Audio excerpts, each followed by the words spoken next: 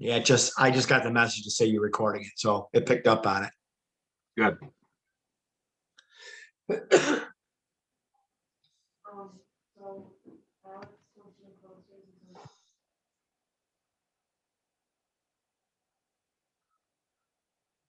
I always call her son. That's my godson. She's not actually the godmother to my child. She's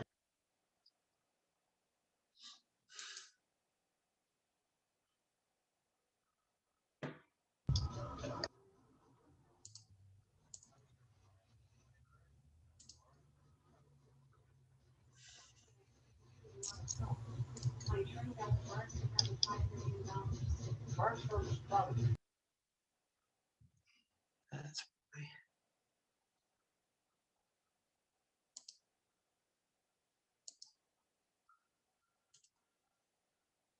How's everybody doing tonight?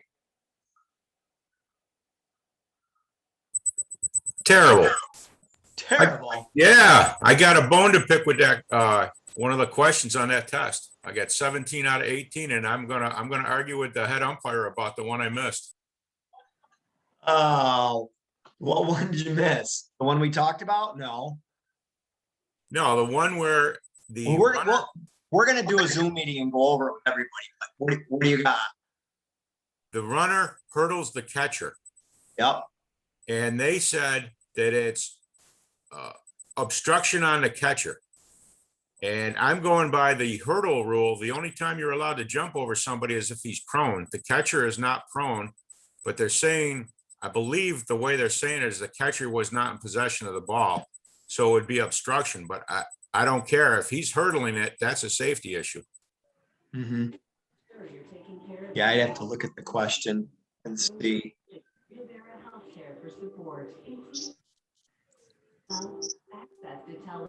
Well, I feel so strongly about it. If I was a manager, I'd get kicked out over it. You can't. So I'm looking at the test right now. You can't see my page, can you? You can't see the test, can you? No, we've got the high school rule book. Okay, perfect. Perfect, because this has the answers.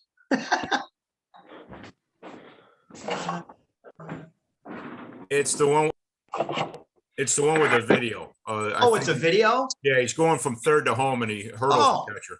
Hey, you know what, Mike? That's not on me. That's on Rafferty. He did the videos. I did the questions. Right. I said I'm gonna argue with the umpire, the top umpire that we have. I'll argue that one with him. I think you're gonna have to. Well, I wouldn't mind a little support if I'm going up against them. Just you can review that one and give me your opinion too. Hey, Jim. Yes. The one question with the answers for the pitched ball that hit the guy that was swinging. Yeah. I didn't get that question. I had something totally different and it didn't mesh with anything. So I just put an answer down and then the answer popped up after I finished the test. Yeah. So, and that I don't know how that happened, Josh, but I'll tell you what did it. When Ryan first published the test and then he published it to all you guys and I got proofreading it and there was one question that had the answers for another question with it. And then we fixed it, but maybe the fix didn't get to you some way. That's possible. It's and some of those videos, I couldn't see them. They're so small. I couldn't make them bigger.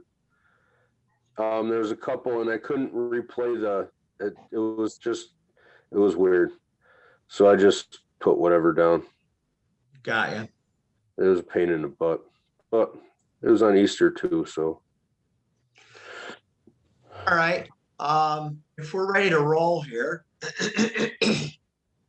I think we have a lot of stuff to go over, and like always, I welcome questions and input from you guys. I think it makes it more interesting. So just make sure that you don't. And everybody's been really good about this because we got everybody tonight. Try not to talk over one another. And like I said, we've been really good at that. So let's try to keep that up. And we will do. I don't have it scheduled yet. but we will do another Zoom. I'm not sure when yet. Test is due the 14th, which is Wednesday. We'll do another Zoom shortly thereafter to go over the answers if anybody has any questions.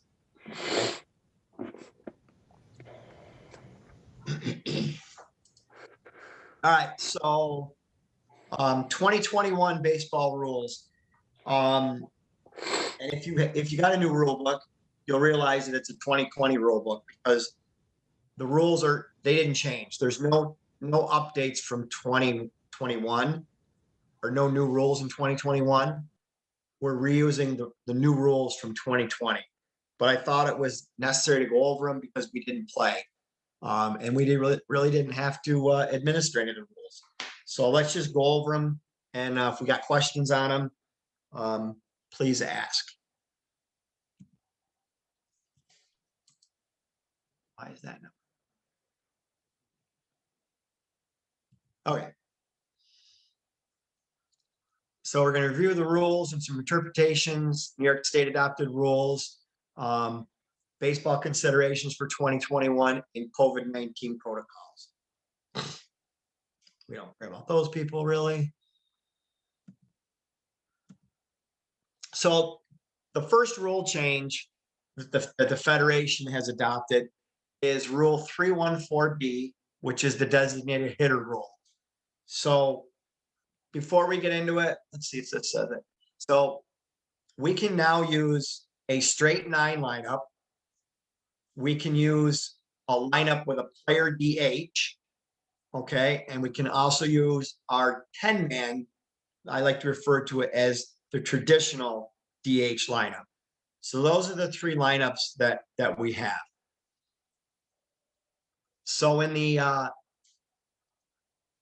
player DH rule, the starting designated hitter may now be any one of the starting defensive players, including the pitcher. A player DH then holds 2 positions. He's actually 2 players within one. So he's a defensive player and an offensive player or designated hitter. In the case where one player is listed as a starting DH and a starting defensive player in the lineup, the role of the defensive player may be substituted for by any legal substitute. The original player DH then may re-enter the game defensively one time, just like a normal starter would. When using the player DH, the role of the DH is terminated for the remainder of the game when any player substitutes offensively for the DH. So they can substitute offensively for the DH, but when they do, it kills the DH. And now it's just one player. Not to be confusing, I don't want, but they can't substitute for him and then keep the offensive part of the player DH. As a reminder from the previous slide, the role of the DH is terminated for the remainder of the game when the starting defensive player DH is substituted for either as a pinch hitter or a pinch runner.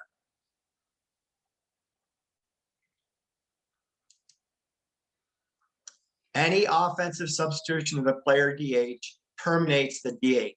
You do not have a straight 9 lineup. So I basically said the same thing in 3 slides, but that's kind of drilling the point home.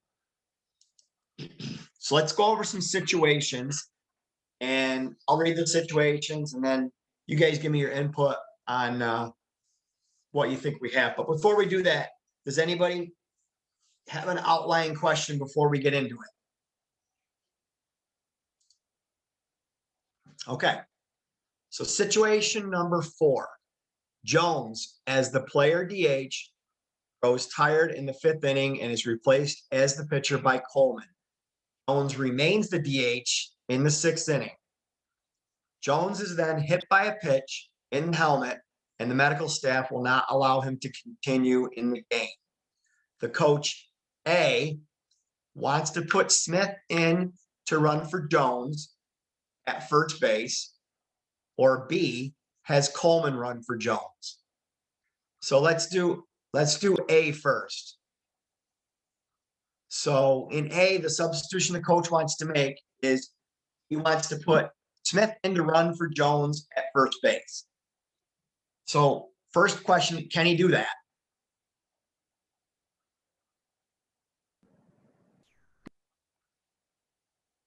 Can the coach put Smith in to run for Jones at first base? Jones is injured and he wants, so Smith is a substitute. Yes. Yes, he can. What happens when he does that? DH is gone. Correct. Correct. Once he does that, the DH is gone and Smith is now a just a normal player in the lineup. Now I'm going to ask you another question. Can Coleman come back in and substitute for Smith? No. Yeah, I'm pretty sure he can because he was a starter. He has re-entry rights. Oh, answer B. He's going to have Coleman, right? Who is Coleman is the DH, right? He's going to have him run for Jones. Can he do that?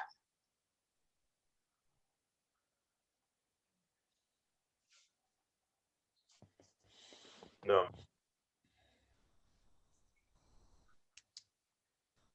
So Coleman was I stand corrected. Coleman was the pitcher. He wasn't the DH.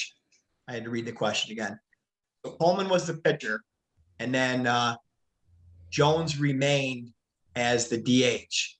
Can he put Coleman in to run for Jones? I had one person say no. Yes, because he was a starter. He's a substitute, but he can run for Jones. He can run for Jones, and then what happens to the position of the DH, player DH? Terminated, right? It's gone. Jones is out.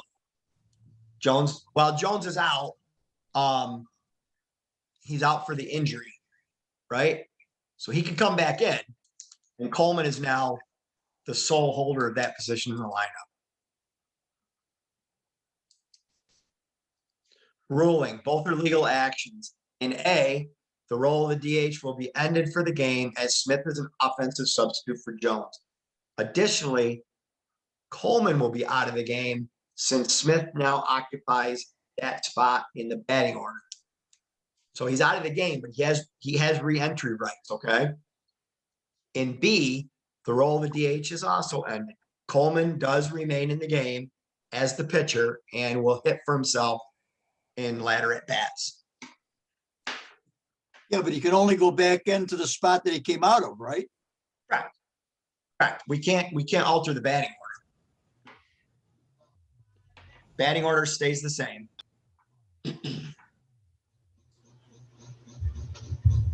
Everybody good?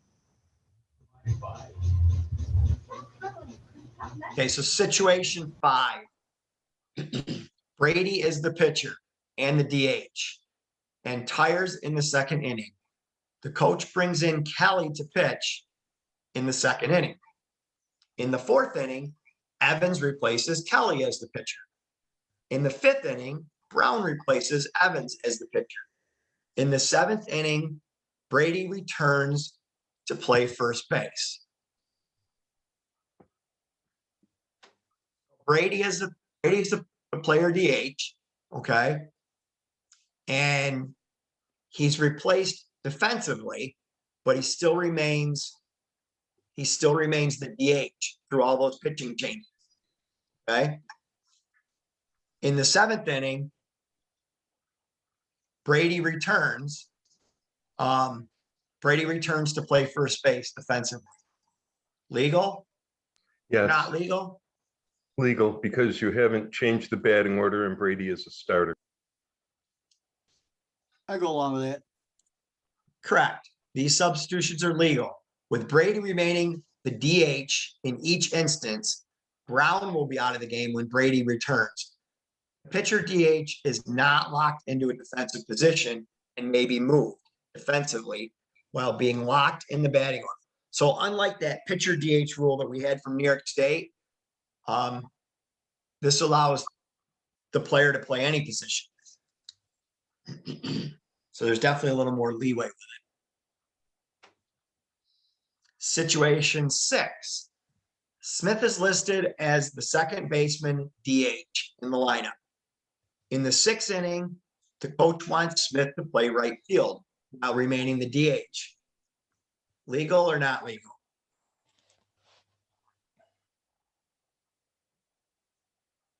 So he started playing second base and DH. And then coach moved him to play right field. Legal or not? Legal. Yeah, because it's a defensive change. Legal.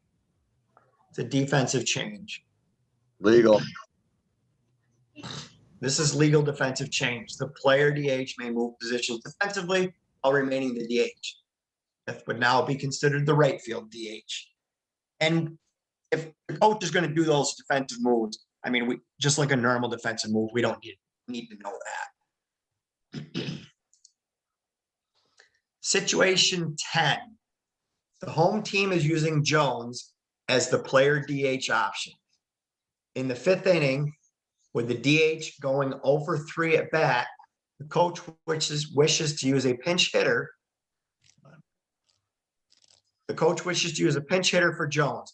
He tells the plate umpire that Smith will now bat for the DH, with Jones returning as the DH later in the game. Legal or illegal? You can read it again if you Illegal. illegal. Illegal. Yeah, he can put let me get the names right here.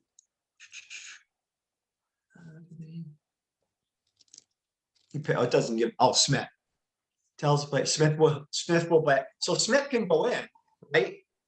But now he's no longer a player DH.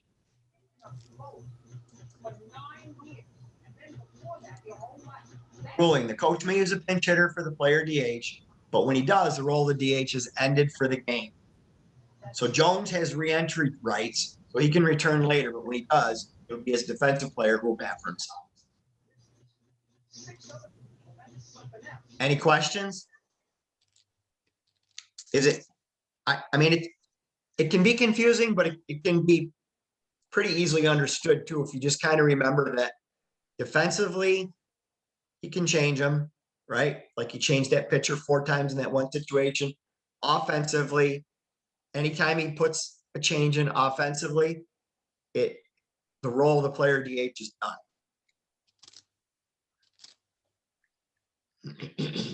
So the rationale of this rule is it will provide coaches with some options to strategize how to keep their better players in the game, to contribute to the offensive output of the team, and give another player a chance to participate on defense. In addition, considering the pitch count rules, this change would help pitchers keep their bat, because they're typically the best hitter in the game, but can come out of the game to protect their arms from overuse. So I don't know if we'll have anybody use this. I mean, I think we might, now that it's a player DH rule. So I guess we'll just have to see. Come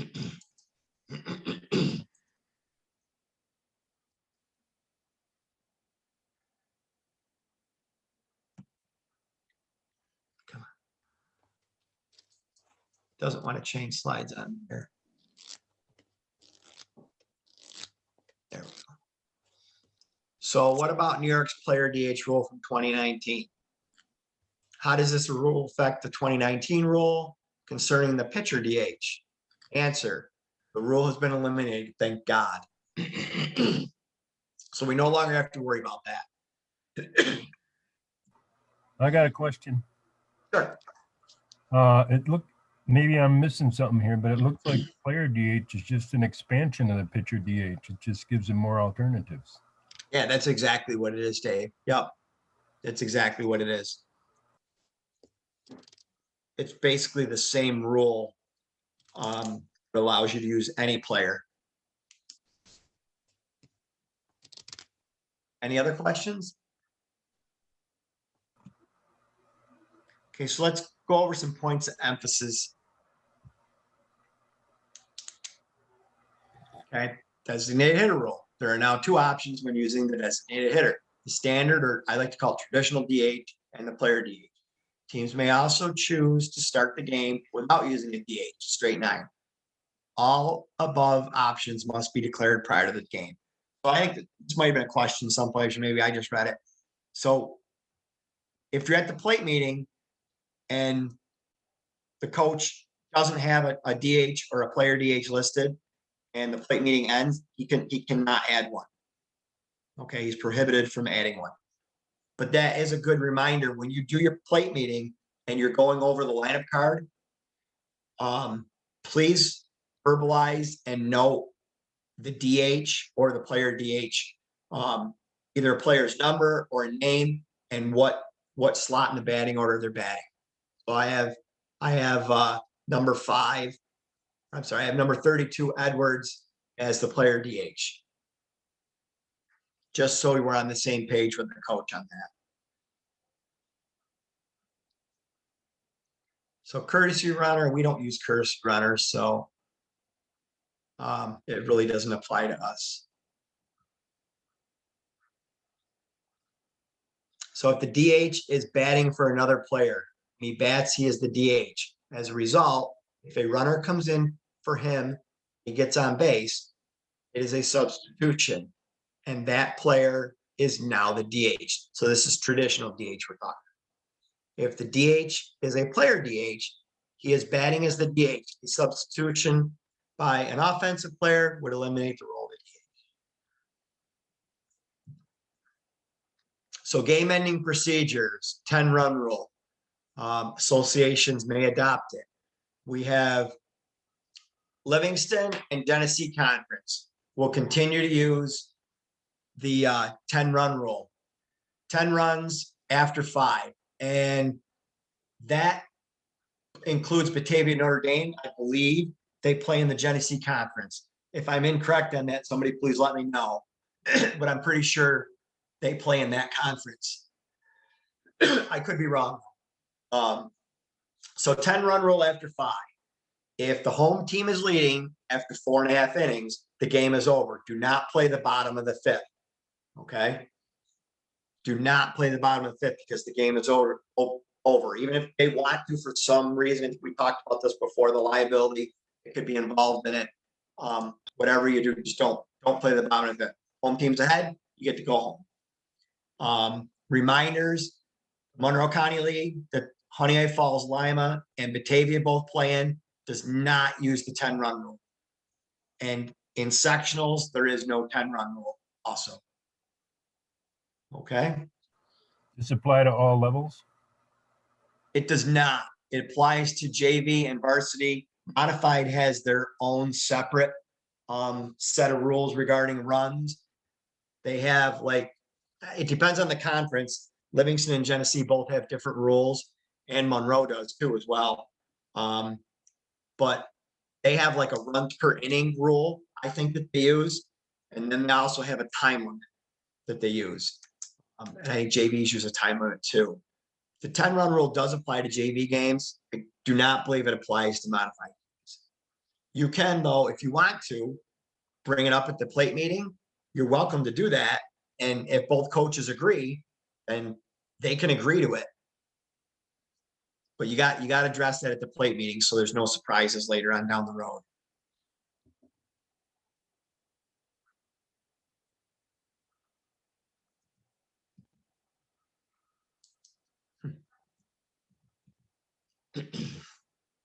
Okay, forced play slide rule. We've gone over this a couple times. It's point of emphasis for the state, so it can't hurt to go over it again. Runners are never required to slide, but if a runner elects to slide at any base, it must be legal. A legal slide can be either feet first or head first. If a runner slides feet first, one leg and his butt needs to be on the ground. Runners can't use a pop-up slide into the fielder. Okay, that's going to be ruled as interference. They also may not have a raised leg higher than the knee of the fielder. Interference. There is an exception at home plate. The runners may slide through or beyond the base. At any other base, the runner cannot slide through the base and interfere with the defensive player trying to make the play. If he simply slides through the base and doesn't interfere with the player, then you don't have anything, okay? You have to have interference to have something on that.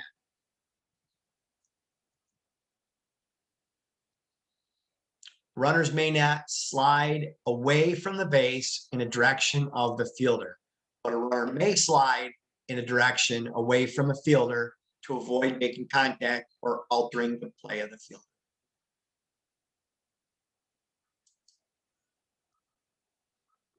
Okay, the runner is out when he illegally slides. On a forced play, the runner is also guilty of interference. So therefore, the batter runner is also declared out.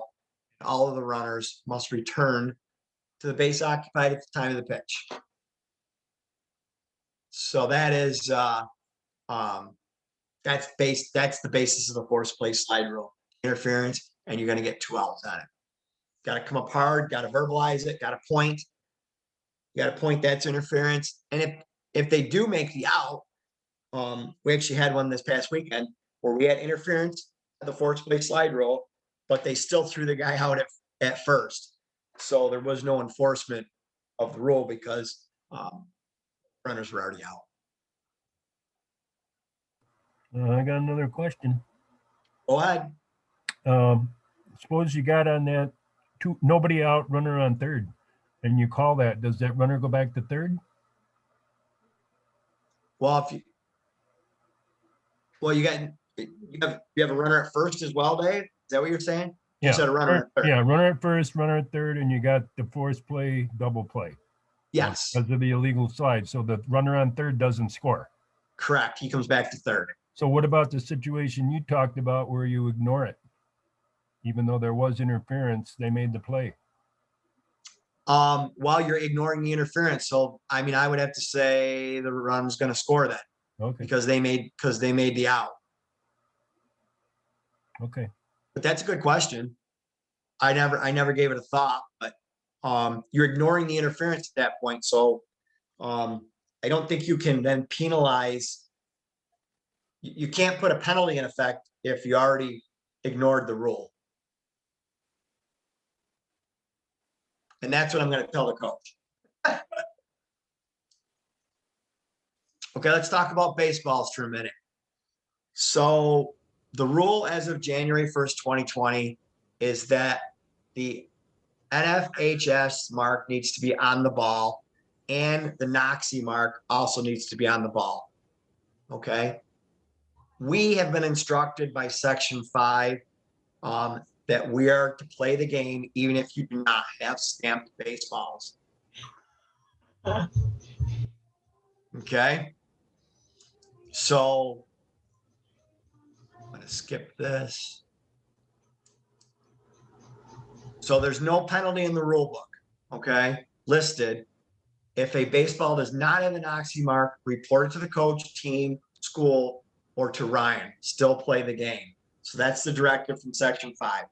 What you're going to want to do is just send Ryan a note after the game. Email it to him, though. Don't text it. Just something like that. You want to have an email record of it. Not that anything's going to come to it, but just cover yourself. Email Ryan. Say, today I had Geneseo versus Avon. Game was in Geneseo, and they didn't have NOXI stamped baseballs. Played the game anyways. Okay. I don't know why we're making rules if we're not going to follow them, and that was some of the discussion, I guess. But that's what we're being told to do. Any questions?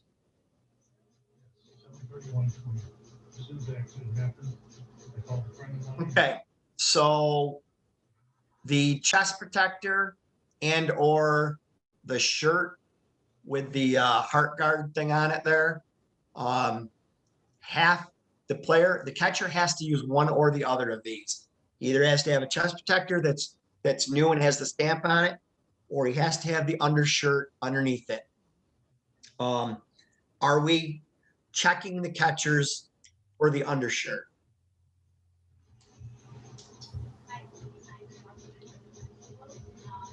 No. No, we're not. We're going by our plate meeting when we asked the coach, are your players legally and properly equipped? He says, yes, to the best of my knowledge. That's enough for us that his players meet all the requirements for safety. So now if your catcher comes out to you in the third inning and says, ah, darn, I forgot to put my protective undershirt on underneath. So at that point, what we're going to do is he needs to be removed from the game, and you need to get a catcher in there that has the appropriate equipment. Okay. He needs to go put his shirt on. If he has his shirt, he can put it on. He can come back. Then we're all good. Everything's fine. Just in case everything goes south and they don't have a chest protector with the symbol on it, they don't have a shirt with the symbol on it, and the other team won't let them borrow one, right? Then at that point, the game will be halted because you can't continue the game once you have that knowledge. But keep in mind, we're not the chest protector police. We're not to ask the players if they have it. That's not our job. Okay. Any questions on that? So Jim, this is Yep. Mike. All you do is say the game is suspended and you write it down in the book that because of this. Correct. Okay. And then you better call Ryan as soon as you get to your car. So because you know he's going to get a phone call. And this is something we talked about, different meetings and whatnot. Anything quirky happens in your game like this. Your first phone call needs to go to Ryan so he has your back and understands what happened before he gets a call from 2 ADs and all sorts of people, you know, of what went on. All So right, just this make is a hypothetical question. If they switch out shirts, say one guy chest protectors, they can do that all day. They just keep switching back to chest protectors. Yeah, just as long as when he's catching, he has that one on, he's Yep. fine. I don't care where he got it from either. Like I said, if he borrows one from the other team, that's fine. If they want to let him do that. Okay. Yep. Hopefully we don't run into this. Hopefully the kid's just got it in his gear bag and it's fine, you know, and I honestly don't know. It'll be interesting to see how many teams have the new gear or not. I'm sure I would say your modified teams, doubtful, right? Because schools don't want to pay the money for it. But I would think JV and varsity teams probably have newer chest. Just a guess. Could you explain a little more about the shirt? I never seen that before. So the shirt basically is just like you see in the screen there. It's gonna have that Noxie label in it, and it has some sort of protection in it from getting hit with a ball. I've never seen one, so I don't really know for sure what they look like. But it has some sort of added protection. Hey, Okay, Jim, thanks. I'm getting too far into this, but say on a JV level, the other coach notices that the chest protector doesn't have it, and he's not sure if the undergarment has it. If he asks us to check, do we have to check? No, We don't have because to, coach. It's not our job. we've already asked the coach. We've already asked the coach at the plate meeting if his players were legally and properly equipped. Right. Okay. I'm taking that coach. That's what he told me. So that's fine with me. Okay. Hey, Jim, Yeah. can the coaches still say to the best of my knowledge, or should they say yes? I mean, I don't know. I mean, I don't know the answer to that, to be honest with you. What they have to say. Best of my knowledge still leaves him hanging a little bit and still leaves me hanging a little bit. It does. It does. I can check on that. I don't have an answer for you.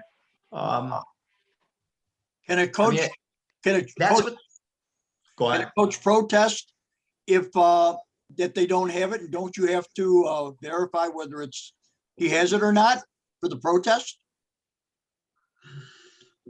I don't know. I mean, I know, so it's the same thing, maybe not the same thing, but it's just like if a player isn't wearing his cup, okay? We don't check for that. It's a piece of protective equipment, but we don't check for that. It's not our job. I mean, if he has a chest protector that doesn't have a logo on it, and the coach told us his players were legally and properly equipped, I believe we have to go by that.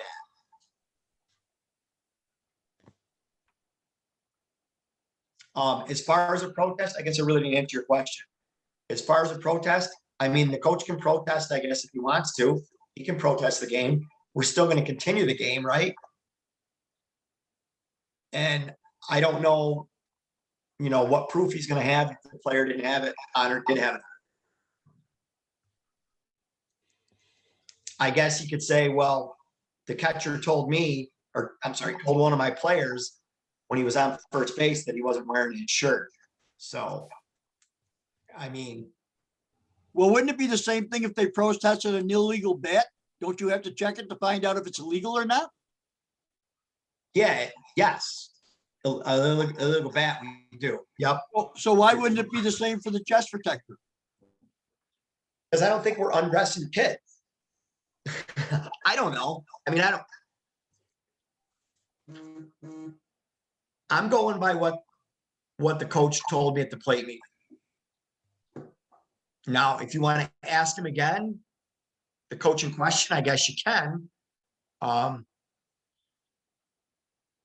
But that would go along the lines of players properly equipped, though, correct, Jim? Yeah, I mean, it's the same thing if you went. It's the same thing if you went to bat, which they've had to have the Noxie symbol on their helmet for as long as I can remember.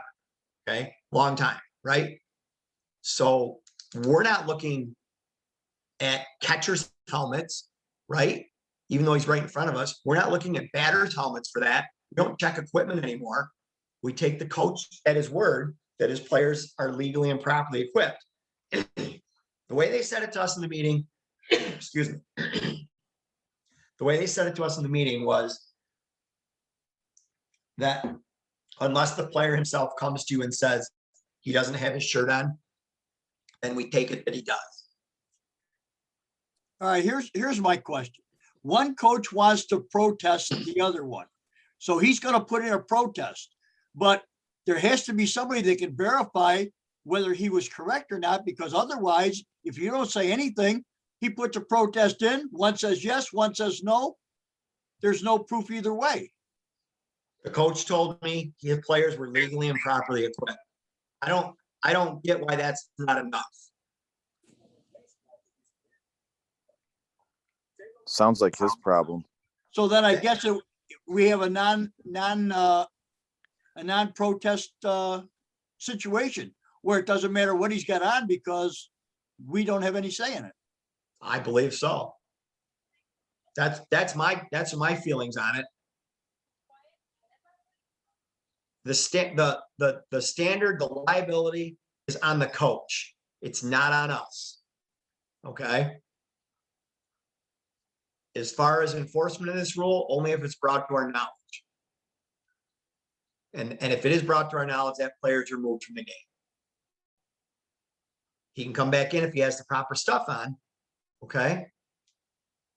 And if he comes back in and says, oh, I got my shirt on now, you can verify with the coach to make sure he does have it on. That's why I want the coach to tell me yes, that he's properly equipped. Yeah, I mean, I think we can. I will address that. Is that Ron asking me, right? Yes. Yep. So when I'm screen sharing, I can't see who's talking. Most of you guys, I know your voices. But that's a good question, and I'll do some research and I'll find out the answer to that. Okay.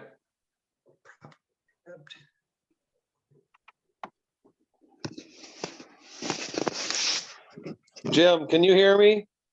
Yes. David Dudley, thank you for taking my question. I think we talked about this several years ago, that we were going to get a yes, that to the best of my knowledge was not sufficient. Okay. Thank you. Yep. Okay. I'll double check on that and make sure, but you're probably right.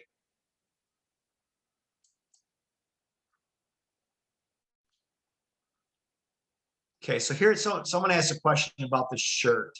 The standard hasn't been developed to protect the heart and the cardiac silhouette from subcommodio cordis, I guess. I don't know what that means. The NOXI standard could be included in a product that is either a separate device or apparel device constructed into a traditional chest protector. So that's where you can just wear the shirt, or the protective equipment is sewed right into the new chest protector. Okay.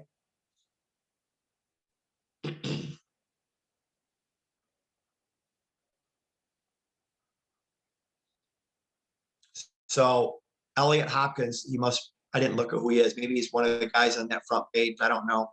He says, order the player to wear the proper equipment. If the player does not comply, he gets ejected.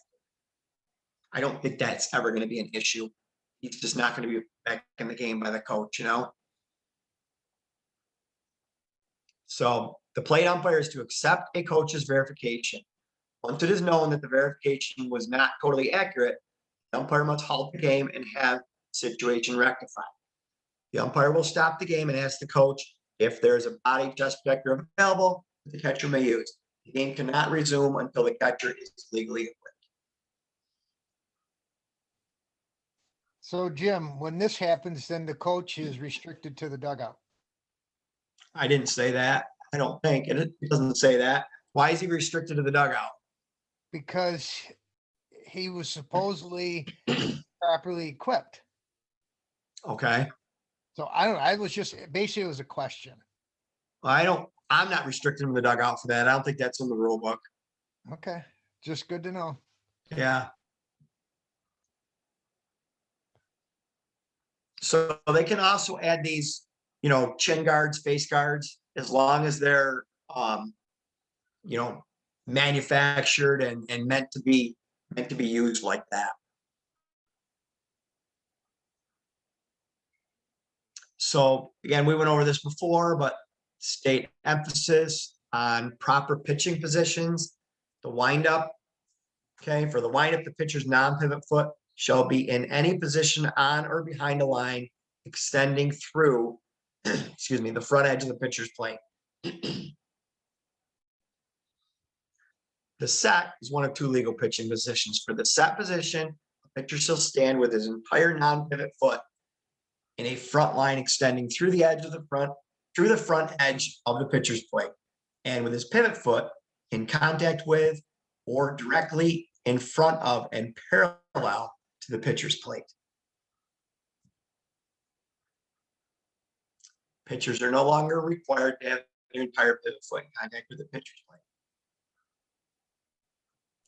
All right, if we get to a field where they got a pretty big hole dug in front of the rubber, can the pitcher stand in that hole with his back of his foot against the rubber and still be legal? So he doesn't have to have that big drop off? Yeah. Yep. Yep, he's legal to do that. The hybrid, still illegal. Can't do it. Okay. Reason is because you can't tell if he's pitching from the windup to the set.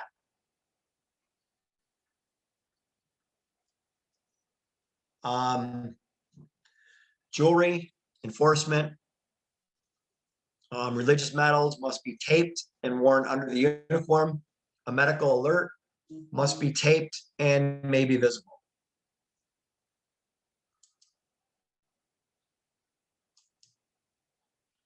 Those are the two exceptions, right? Medical or religious? Yes. Yes, but they want you to tape up the medallion part of it, I guess, on the religious ones. The medical ones you don't have to tape. Hey, Jim, Rob Straub here. I have a question. Are COVID masks allowed for pitchers or not?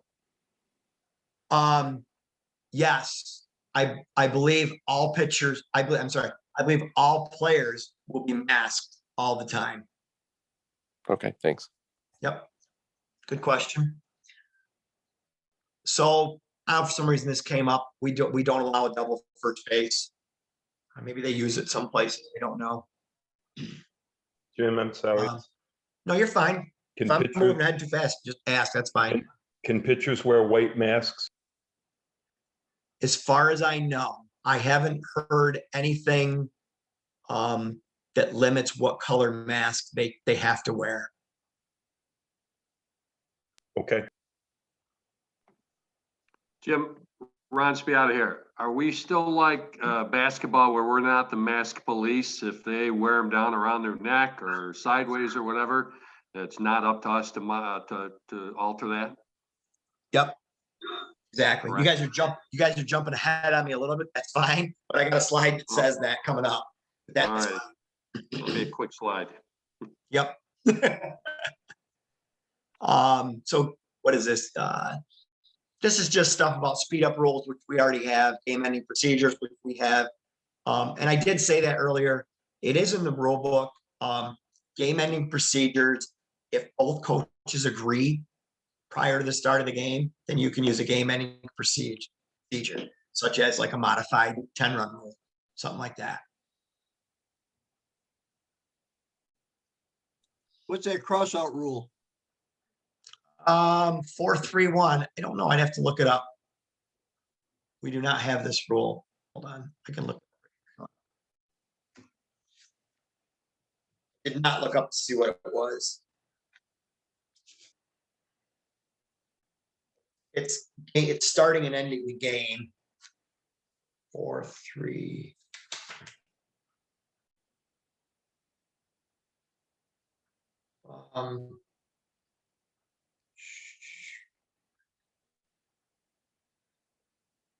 So it reads, if the game is called before completion of the number of innings and conditions as specified in 4-2-3.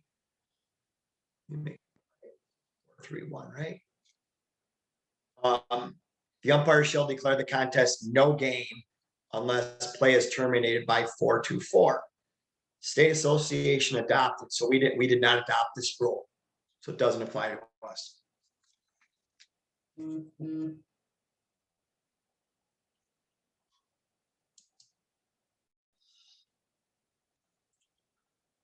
So we should, even though we're not medical professionals, you want to be able to recognize some common signs and symptoms of a concussion. No athletes should return to play on the same day of a concussion. Any athlete suspected of having a concussion should be evaluated by an appropriate healthcare professional as soon as possible. Rule 315, any player who exhibits signs, symptoms, or behaviors consistent with a concussion shall be immediately removed from the game and shall not return to play until cleared by an appropriate healthcare. Any questions on concussions? If somebody looks like they have a concussion and we consider that they do, but the coach says, no, he doesn't, we want to keep him playing anyway, do we have the final say that he's out? If you want to take that responsibility upon yourself, I think you have the rule book that says you can do that. Yes. Yeah, but what would your recommendation be? I mean, my recommendation is for myself, I'm not a healthcare professional. At one time, I was an EMT like 15, 20 years ago, but I'm not anymore. So being that, me personally, I would bring it up, bring the situation up to the coach. Hey, coach, your player here is showing signs and symptoms of a concussion. I think he should be removed from the game. If he tells me no, I'm not going to argue with him because I'm not a healthcare professional. I'm not trained to, and again, this is me personally. If you feel differently, that's fine. But I'm not a trained medical professional to decide whether this kid has a concussion or not. if you want to err on the side of caution, though, there's nothing that prevents you to saying, no, I think he's got a concussion. I'm leaving him out of the game. I'm saying he needs to be removed from the game. You have the rule book to back you up. So I think that's a personal choice that you have to make. Did that answer your question or not really? No, that answers it. Okay. Jim, this is Bob Young. If I could just say one thing, it really doesn't leave us a choice the way this is written. It says shall be immediately removed. So I think if the coach wanted to argue that with me, I would ask him to get his trainer over to tell me it was okay, or I'd ask him if he was a healthcare professional. Right. I don't think we have a choice. I think it says we have to, if we think this kid is showing signs and symptoms, we have to remove him. Yep. If you're comfortable with that, that's fine. That's fine. My hope is that I'm never gonna have to deal with this. And the coach is going to be responsible and take his player out before it ever comes to be my decision to make. I would hope to God that it is, but I guess there is a rare instance where it might not be, and we have to make that decision. Anything else, guys?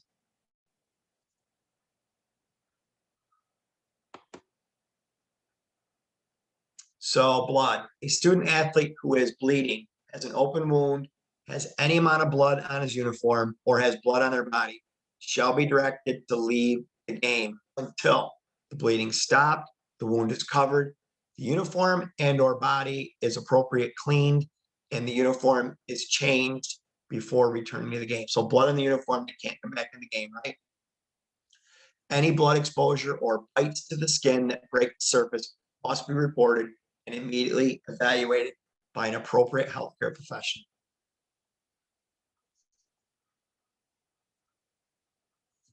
Thunder.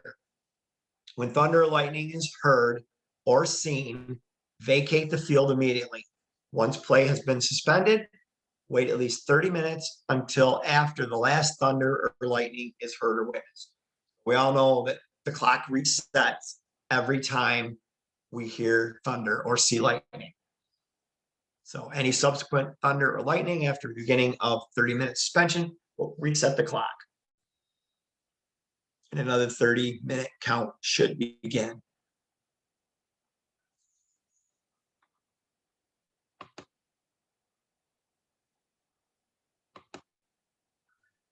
Hey, Jim, Mike. Yep. I remember a few years back that if you hear it and if it goes beyond an hour or so, wasn't there something with an hour? If it happens, then you go 20 minutes, it happens again, and you go again, it happens again. So was there anything over an hour, then you would just terminate the game or something like that? Or there is, you are right, Mike. I remember that too. There is something about an allotted amount of time, and once you reach that with resetting the clock, then you can end the game. I can't remember what that was, to be honest with you. I don't know if it was an hour. Hours seem short to me, but I can find out. Ryan would know the answer to that. I'm not positive on that one, to be honest with you. So I can find out though. I'll find out for sure and I'll send a message out on that. Okay. all right. So the home team, so now we're talking about some COVID stuff, guys. The home team is going to be responsible for game baseballs. One individual in the home dugout should be appointed to handle game baseballs. This may or may not include sanitizing the use of the baseballs and entering new baseballs. Every half inning should start with a new or sanitized baseball. So your baseballs, you're not going to handle. They're going to come from the home dugout. This is all the school's responsibility. We're not the baseball police as far as them cleaning them and sanitizing them and doing all that stuff. All we know is there has to be somebody over there that's going to throw the baseballs in. We don't have to do it. And they're supposed to clean them and take care of them. Okay. Any questions on baseballs? Well, last year what they were doing is each team had their own baseballs. Correct. That was happening in some of the summer games, yeah, but that wasn't high school related. The state has said that the home team is going to be responsible for game baseball. If they want to do it that way, with each team taking care of their own baseballs, they can do that, I guess. I'm just telling you what the standard from the state reads. Okay. Jim, Mike Shefflin here. Cold weather, we always allowed the pitchers to blow on their hand as long as they wiped it off, or if they went to the mouth, they had to wipe it off before they got on the mound. Is that going to be enforced? I mean, is that going to be any changes to that? Yeah, there's a slide later on that we talk about. This might be the next one. I don't know. And basically it says pitchers teams are asked to limit going to their mouth. Doesn't say they can't do it. They've asked them to limit it. So that's the answer for that one. Any other questions on baseballs? There you go. That's it right there. Is the next slide. Baseballs from the dugout will be tossed to the catcher to be put back in play. I mean, it makes more sense. Hopefully they're smart enough to just toss them to the pitcher, but we'll see how that goes. Umpires are not required to handle game baseballs at any time. Students should minimize or limit blowing on hands, licking fingers, spitting on hands during the game. I honestly have noticed from the college games that I've done that not many kids are going to their mouth. I would say it is a lot less than normal.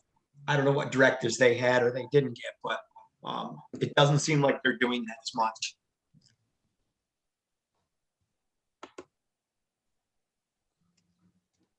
So, important reminder, the schools are responsible parties for these COVID protocols, not us as officials. See, Ron, I told you I was going to come up to it. We are not the mask police.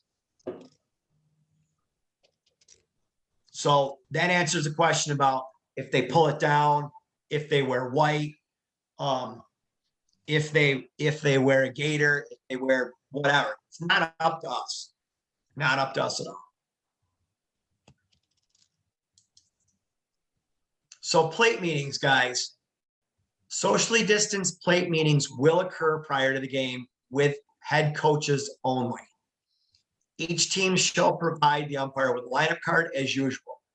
Teams may share lineup cards with each other at the plate meeting prior to the game. We are to still ask coaches if players are legally and properly equipped as always. We are also being asked to remind coaches of COVID protocols and to follow social distancing on the field. So what we've done so far this year is if a coach has a question to the plate umpire, he's allowed to come onto the field, but not enter the dirt circle. Okay, for questions to the plate umpire. For questions to the base umpire, we ask that they remain socially distant and they wear their mask anytime they want to communicate for that. Okay, we could follow the same procedures. It works. It's worked pretty good. Jim, can you hear me? I can. I think the question about the white mask, was really important because forever pitchers have not been able to wear anything that was white. Would you just double check on that when you get a chance? It would be really wonderful. I can check on that. I mean, they say they can't wear anything that's white, right, Dave? But yet they can wear a white uniform. Their uniform can be completely white. Their hat can have white in it. They can, right? Certain things are limited, that they can't have a white glove, right? They can't have jewelry on, and they can't have a white undershirt that hangs below the uniform. So I will double check on it. I'll make a note right here, white mask. Thank you very much, Jim. I appreciate that. Thanks. Yep. You're welcome. All right, now do we still have to wear masks? We're getting to that. We'll come to it. Okay. Here's some recommendations that I have. Bring personal, they make the little small hand sanitizer bottles. You know, I bring one on the field with me when I'm doing the plate. We are doing baseballs in college. We're handling them, but that doesn't matter. I still carry hand sanitizer with me in my bag, and in between innings while they're warming up, I squirt a little bit on my hands. I rub it up. I'm good to go. Same thing. Doing the bases, I really don't have any contact with anybody. I don't touch any baseballs, and we're not going to do that at high school either. So, but you can still bring it with you. Coaches still want to shake your hand sometimes. Fist bumps we can do, and sanitize. Okay. So do not share equipment and gloves. I'm sorry, do not share equipment. Gloves are permissible. Follow social distancing guidelines. Maintain a distance from players if an altercation occurs. Be prepared to have a health screening conducted upon your arrival at a school or the campus. So you may show up to Lindenville and they're doing temperature checks before the game. They may ask you to remain in your car before you enter the school, and they're going to do. They'll have their trainer come over and do temperature checks. This is all stuff that might happen, and you may or may not be aware of it until you get there. Okay? Just be prepared for that stuff. Try to be helpful to anybody. They're just trying to do their jobs. You may not have any health screening done, but it may happen too. I just don't know. So umpire mechanics for 2021. We will use our traditional two-man mechanics.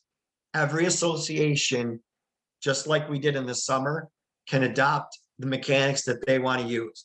There are some associations in New York State that are calling balls and strikes behind the pitcher. We are not.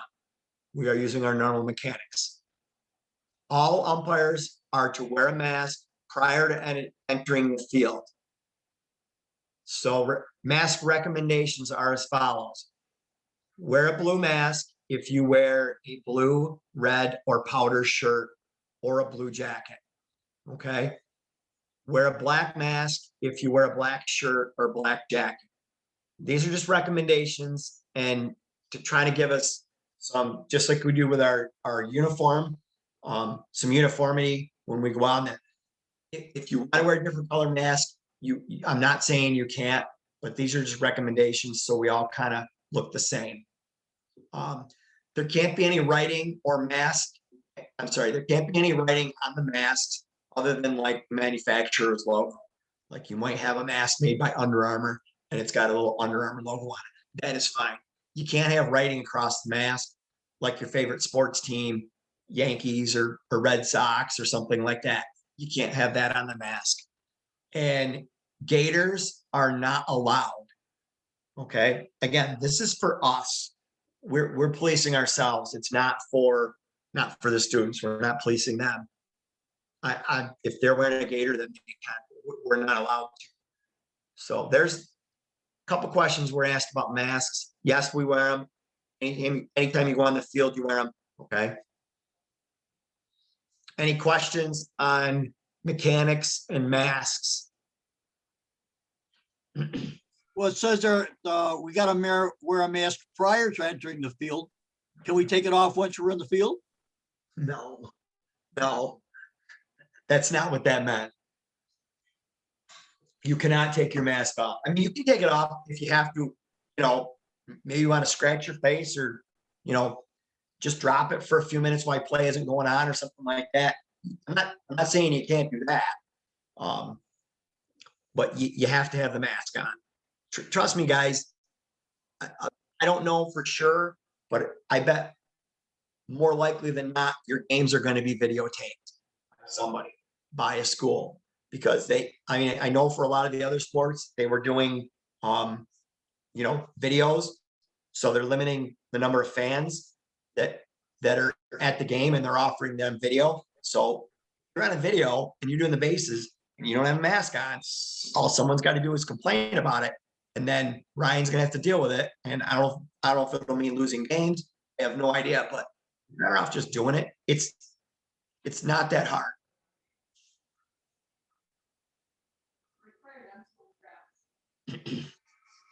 My wife just chimed in and said masks are required anytime you're on school grounds.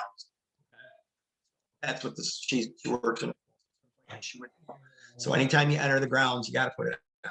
You buy your car, you buy your truck dressing, you're fine without it on. But after you move from that position, from your car or your truck, you should wear the mask.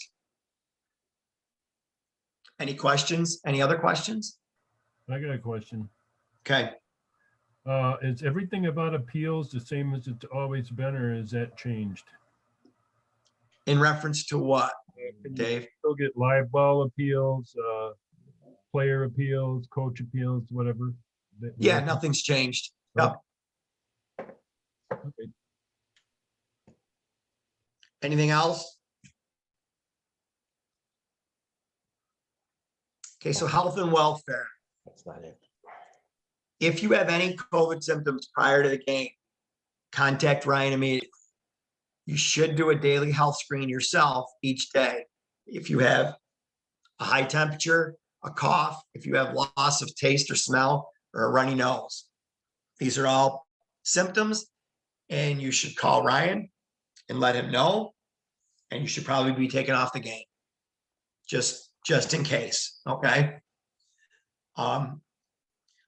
Avoid riding together to the game. And I say that, but I say if possible. I know we have some guys that get rides to games, and that's their transportation, and that's going to be an exception. But if you can avoid riding to the game together, please do that. That way, if they do a health screen when you get there, or if somebody develops symptoms during the game, you can continue the game with one umpire. If you guys rode together, you can't do that, because the one umpire with symptoms is going to have to leave school grounds immediately. Any questions on that? What? What are you mouthing about? Oh. Hey, Jim. Yes. I know exactly what you've just said and all this stuff. There's a number of us, I know what the rules are. There's a number of us probably have already had our second shot, and we're maybe 2 months into our second shot. We still have to wear a middle. We bring our card saying, hey, I've been double shot, got all that, Yeah, it doesn't matter, Mike, because the research shows that even though you're vaccinated, you carry the virus with you and infect other people. You may not get it, but you could infect other people. So there is no mask card, or I'm sorry, there is no vaccination card that allows you to not wear a mask. But it's a good question.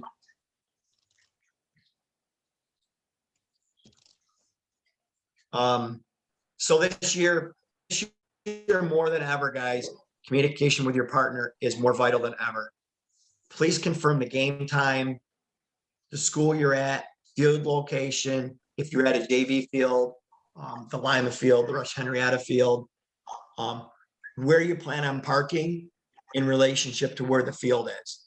Okay, do that day before, a couple days before. I know some guys like to do it every week. Contact everybody. Just make sure you're talking to your partner and we don't have any miscues prior to game time. Okay. As always, minimum you should be there half an hour before the game, and you should be walking down to the field probably by 10 of, so you can fill out your voucher, get ready, maybe 5 of. But if they're going to do, I don't know if schools are going to do anthems and some colleges on it, some colleges are not. More often than not, they're not doing it. But you can check with the coach, just see as far as that goes. 5 of or 10 of, you need to be down there.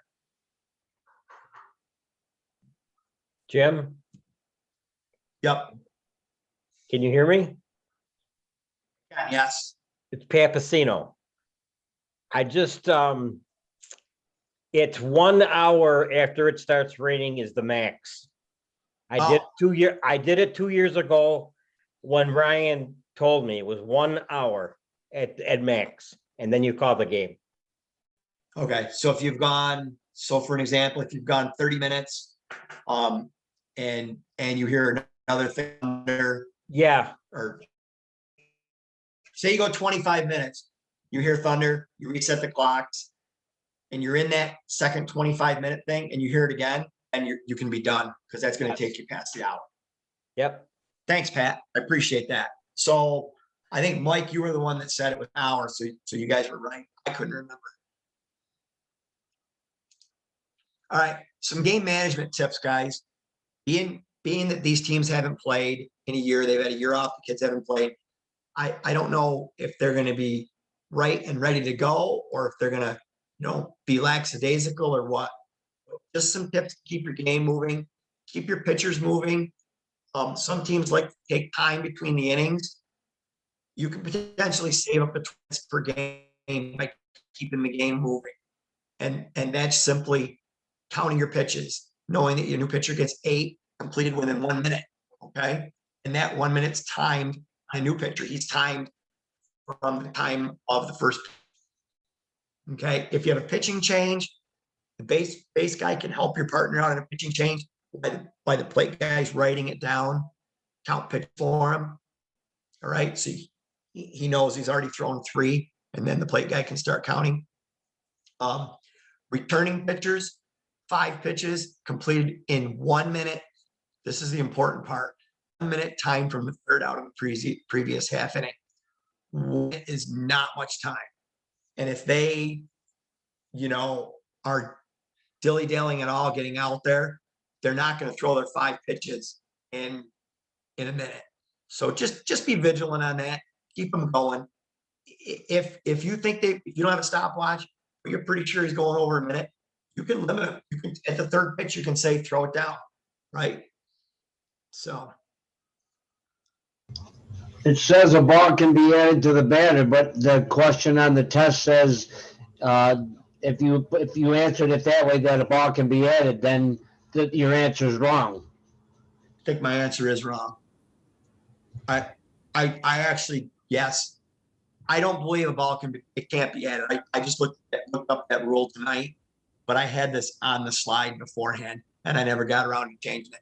So you can tell him to throw it down on limited pitches. It can't add a ball to the batter. Okay. So use your judgment on that, but that's a great question, Rock. I was hoping nobody saw that, but it was a test question. You're right.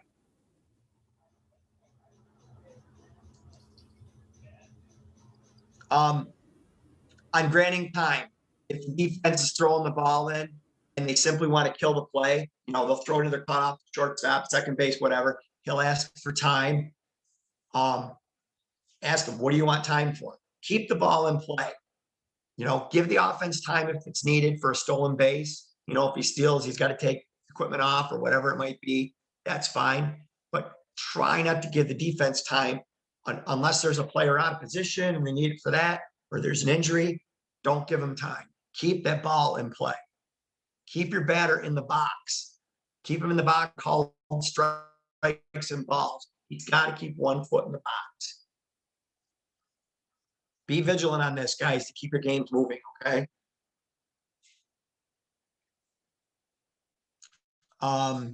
Some things to review that came up in Pinnacle, okay? As far as the plate umpire goes, we need to do a better job. We need to trail the batter runner up the line. We have jobs, right? We need to look for the pulled foot. We need to look for a runner's lane violation or a swipe tag. These are all things that are the job of the plate ump. If you're not trailing the runner, if you're still standing by home plate, you're going to miss those things when your partner needs help. Okay. With runners in scoring position, this is all for the plate guy, right? In scoring position, and there's no rotation. Stay point of the plate. Anticipate a play at the plate, and then you can move into position off the catcher's inside hip.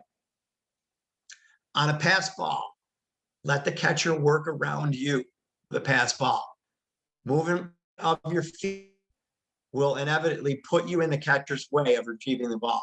If you just keep your foot planted, he can reach around you and get the ball. When you're communicating with coaches, they have a question about, you know, a rule or an appeal or something like that. Take your mask off when communicating with the coaches. And I mean your umpire mask, not your face mask. That could be misleading. On fair balls that are hit close to the line, we need to point. We need to point that is fair. We're not, a lot of us aren't doing anything. Try to move further into the slot so you can see the outside edge of the plate better. And try to give your pre-pitch signals. We got a little better at it this past weekend than we did the first weekend, but we have to make sure we're giving pre-pitch signals. They're very important. So we know what we're doing, right? And I might miss that we have one out and we have runners at first and second with a tag up situation, and I might miss that. But if you as the plate guy gives it to me, then now I realize, oh crap, we do have infield fly. I'm not going to miss it. Base umpire. So I want us to do a better job of being prepared for a secondary play. What's likely to happen next? That back pick, okay, or a play at third base, the back pick at second base from the cutoff guy.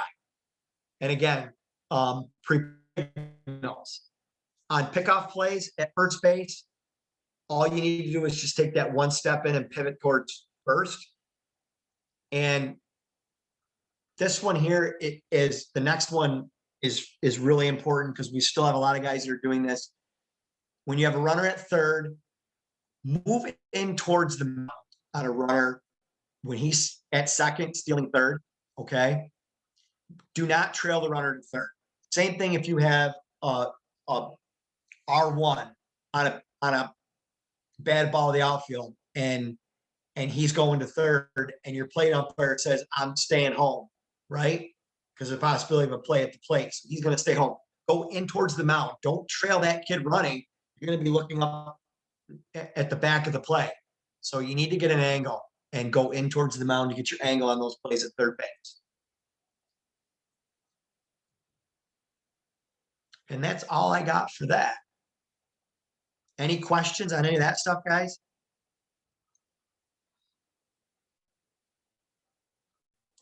Fantastic.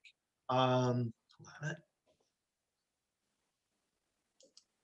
You have, let me see if this is going to work or not.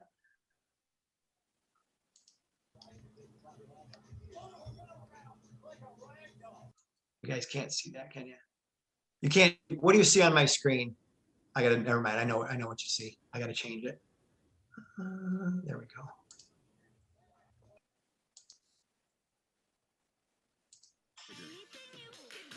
Can we see the video? Yep. Okay. No, you can't. Yes, I can. Get more out of Zero. Now available with protein. Took his throw. Time now, let's see it. Fault, I think he's going to out because Suzuki made contact to who leaned over the plate area. Center goes. Swing and a miss, Clevenger. Ran into the batter. Looks like interference is being called at home plate. Well, I don't know if are they going to call the runner out? Because if they are, runner is out. Runner goes now. The pitch is swing and a miss.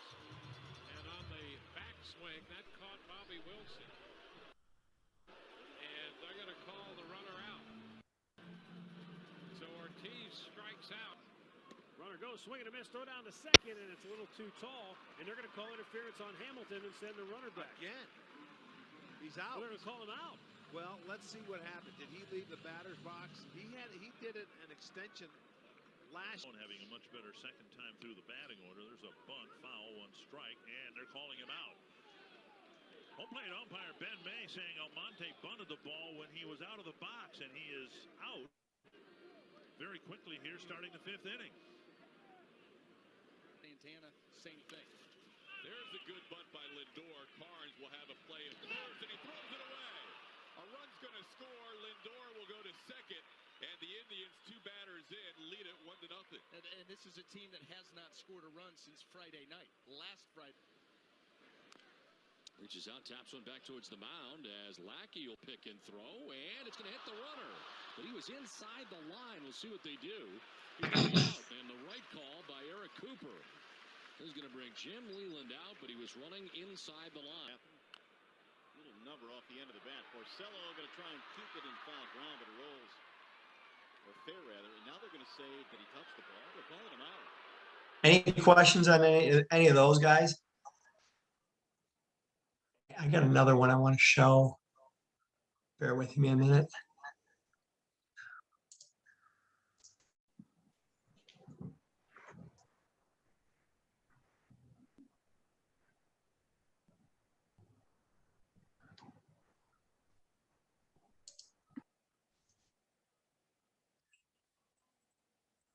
Well, in the land of crazy plays, close call sports is king. Hello, everybody. T-Mac here. We've got to ask the youthful that Gil sent me. We'll call it a teachable moment here, and it's brought to you by the great folks at Out West Officials. They have deals all over the place. Check them out on the World Wide Web. So it's the top of the 6th inning in Oakland. You can throw out the record when the Dodgers and A's play. There are runners on 2nd and 3rd, and there are 2 outs, and there's a 3-1 count. So we have a little bunt on the shift, the anti-shift. And this is the play that I love. One of them, it's a time play. Oh, boy. So how does it become a time play? Well, the third baseman decides tagging the runner from second. There's Dan Bellino, Adrian Johnson having a conversation, and Danny wants to make sure where the tag occurred. So the Ask the UEFL question was, does it matter that the batter runner was shy of first base? And I guess the following question would be, can you get a 4th out? And no, and no. The batter runner, it doesn't matter. Once we get that 3rd out here in this situation, it's over. Could the third baseman have fielded the ball and thrown to first? Yes. Would the runner have then scored? No, because it wouldn't be a time play.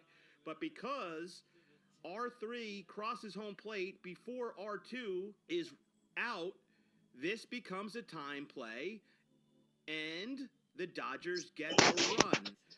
Could the out have been recorded? I guess. Or no. On behalf of everybody here at Close Call Sports. So on that one, I mean, pretty unique play because they didn't get the force out at first. They went for the tag play at third base. That would mean that run's going to count. So something to be cognitive of in games we do, that you could have that situation. And that's what one of our pre-pick signals, right? Timing play. And that would have been a timing play.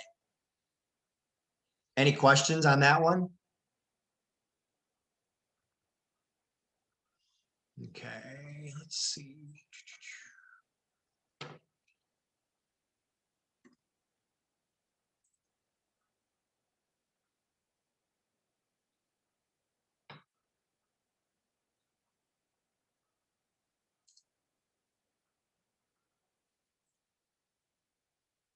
So my wife got me this weird new tool for Christmas. And at first I thought it looked kind of crazy. I didn't really understand. Plays at the plate. That's something I haven't seen talked about very often, and it happens all the time, and it can happen at just about So wild any pitch level. play at the plate. And we're only talking about the plate umpire, so this could be a 1-man game, a 2-man game, a 3-man game, or a 4-man game. But first, we'd like to just make this brief announcement about our latest sponsor, umpcourse.com. Did you know 1 out of You don't care 7 about current UmpCourse. MILB umpires are alumni of the Northwoods League? So how do Field and Culberth Sports or T-Mac sent you, and you're going to get a free gift at the camp. So let's get to the play, folks, here. This is a fun one. We've got Field and Culberth, our home plate umpire, and we have Boston and Texas, both teams playing out the string, top of the 5th inning, and there's a play at the plate. We have a wild pitch, and you see Field and Culberth, just kind of what you want to do here, wherever the catcher goes, you want to spin off him. And it's the same textbook style. If there's a pop-up, we always want to be looking at our fielder. We see too many guys looking up in the air at the baseball. That is a surefire way to get hit by a fielder. You'll always want to read your fielder in these spots. So now, once that wild pitch is cleared, in this position, we're going to want to now try to get our keyhole view. Now, how are we going to do that? We're going to have a pitcher covering. In general, what happens is the pitcher catches the ball in the fair territory side of home plate and tags the runner who is touching the back of home plate. Here, what we're going to see from Colbert is an adjustment of angle. He expects that play. He's in the spot to see a swipe tag coming at him towards home plate, but at least the front edge of home plate. What happens instead, folks, is the pitcher catches the ball behind home plate, and Colbert has to Because adjust. what his he's angle. saying is normally the pitcher will come in and the pitcher's going to set up here in front of the plate. This guy set up over top of the plate, so which makes he started with his here and he lost it. It's not there. So once he realizes it, this guy adjusts. Towards fair territory by 2 or 3 steps. So now he has the glove coming at him, and he can get a better look at this play off the pitcher's right hip. I can't begin to tell you how hard this is. A few things. First of all, we have to get out of the way. That's number one. Then we have to be able to, if we can, to be able to chest to ball the catcher's throw. We want to see where that catcher's throw is, where it's coming from. Obviously, we couldn't stand in this starting position if the throw was coming over our left shoulder. We need to adjust our position somewhat and be able to read the throw. So if that throw is towards the first base side on deck circle, if that's where it's coming from, obviously we're probably not standing in the same spot. So it's all a game of adjustments. But here, and usually when there's a play at the plate on a wild pitch or pass ball, this is where the ball's coming. It's coming from behind because it's not going to get far enough away for there to be a play. So in this particular play, we get our position, we make our adjustment, and then we have the call. Now, whether you think the call's right or wrong, it's irrelevant to me here. The key to this is understanding how to get set up in the best position possible. So, basics. Try to get our mask off if we can. Read what the catcher's doing. The catcher will take you to the ball, and then just try to officiate this play like you would any other tackle. I mean, that was in a major league game. That exact same thing happens to us all the time on our fields during our games. Any questions on that one? I have one more. Make sure I got the right one here. One more that I want to show.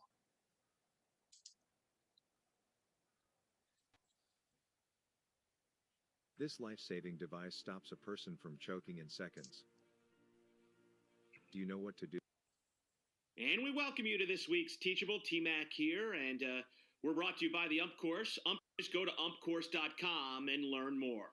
All right, let's take a look at the play. We'll take a listen and a look, and then we'll break it down.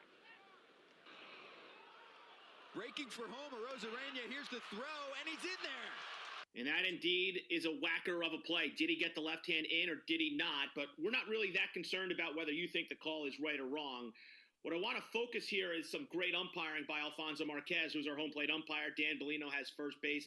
David Rackley has second. And Larry Vanover, we'll see in a moment, is the crew chief umpiring third. Clearly, this play is a whacker. Clearly, it's going to go to replay. But did you notice that the camera work was all funky? They didn't know where the ball was. But who was waiting for that play in the perfect keyhole view? Alfonso Marquez. Okay, now, one of the things that we have to do as home plate umpires, and again, this is a play that we can look at in the 4-man system or the 3-man or the 2-man or a 1-man system where you're umpiring behind home plate. Always need to be engaged with runners ahead of the play. So in this situation, the guy's on third base. I'm always taking a glance every single time at third base on every pickoff to first to make sure he's not breaking to home. I've seen it. I've seen it when I'm on the plate. I've seen it when I'm on the bases. And you never want to be surprised. Feet in concrete, you don't move. And now you have a terrible angle on a hip tag because you're standing where you would be to call a ball or a strike. This isn't quite a straight steal, so you have a little bit more time to move. And not only is Fonzie in a perfect spot, but he's waiting. He can get a lean in if he wants to. He can just get set and has a great unobstructed view of the play. So they're going to go to replay on this, and it's going to stand because you look at it from one angle, he looks out. You look at it from one angle, he looks safe, and that's why replay sometimes gets a little goofy. It took a long time for them to review this too, folks, and Sometimes when you wonder why baseball's 3 hours and 20 minutes, these long reviews on whacker plays could. All right, again, just another video on plays at the plate, and how we need to be prepared for them, and how we need to work the wedge, and you get a better view of everything. Any questions? Any questions about anything tonight? I know I kept you guys long. I was afraid it was going to happen, but this stuff took a while to go over. I think we're good though. Yeah, Jim, I had a question. Yeah, go ahead. Yeah, back to on the interference when they turned a double play and you had the guy on third. Wouldn't it be a immediate dead ball on the interference? No, it's a delayed dead ball, because if they get the out, okay, you're talking about force play slide rule. So I'm yes on the same page. Yeah, it's definitely still remains a live ball, because if they turn the double play, even with the interference, the play stands. That's why you don't kill it. That's why that's interference with the play at second. And then you still have to umpire the play at first if he's out or safe. If he's safe, then you go back to the play at second. That's interference. He's out, and he's out, going to first base. Okay. Okay. So it's a delayed dead ball on that. Okay. Thank you. Yeah, you're welcome. No worries. Any other questions, guys? Hey, Jim, when's the season start? I believe the first week of May.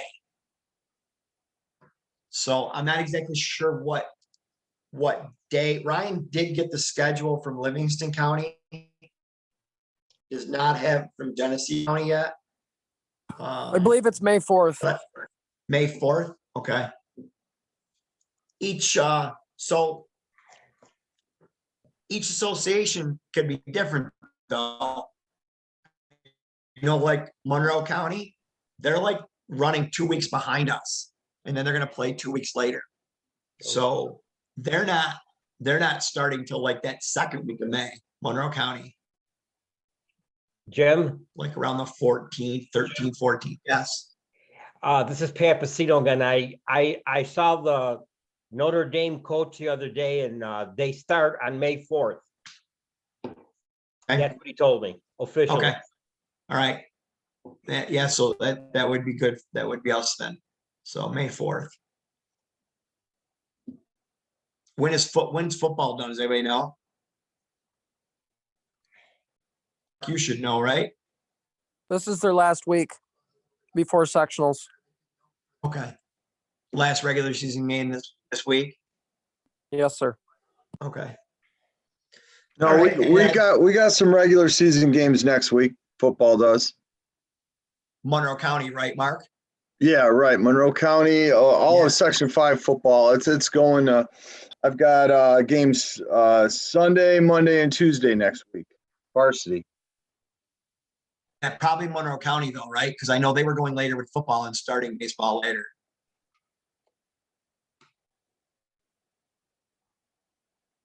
But anyway, in any case, I'm sure Ryan will work on the schedule as soon as possible. So, anything else, guys?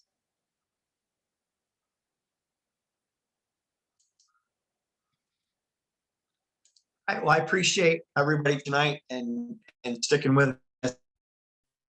We'll have a message sent out as far as the test. And if you choose to go to that session, review it, we'll do that. We'll spend, it's not a lot of questions, so it shouldn't be too bad. Half an hour, 45 minutes maybe. Okay. All right, guys. Thank you very much. I appreciate it. Thanks, Jim. See you guys.